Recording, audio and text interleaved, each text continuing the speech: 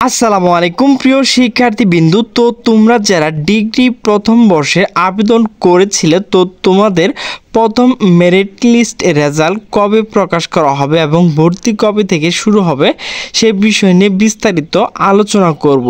তো তোমাদের ডিগ্রি প্রথম মেরিট লিস্ট রেজাল্ট কিন্তু 3 সেপ্টেম্বরে প্রকাশ করার কথা ছিল। তো এই ওয়েবসাইটটি সমস্যা থাকার কারণে রেজাল্ট প্রকাশ করা সম্ভব হয়নি। তো মূলত গতকাল থেকে কিন্তু এই ওয়েবসাইট সচল হয়েছে। তো তুমি যদি এখানে দেখো অনার্স যে ট্যাবটি রয়েছে সেখানে রয়েছে, তো এরপর প্রফেশনাল ক্লিক করলে দেখো এখানে প্রফেশনাল চলে আসছে।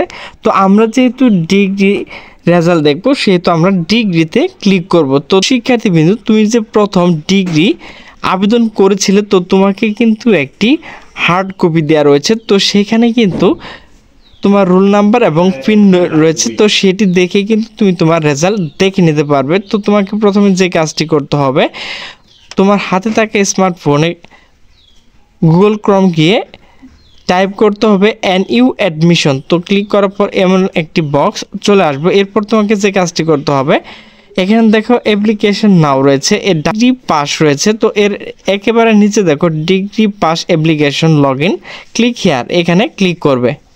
ক্লিক করার পর দেখো এরকম একটি ইন্টারফেস চলে আসবে। তো এখানে রয়েছে application account log in degree pass.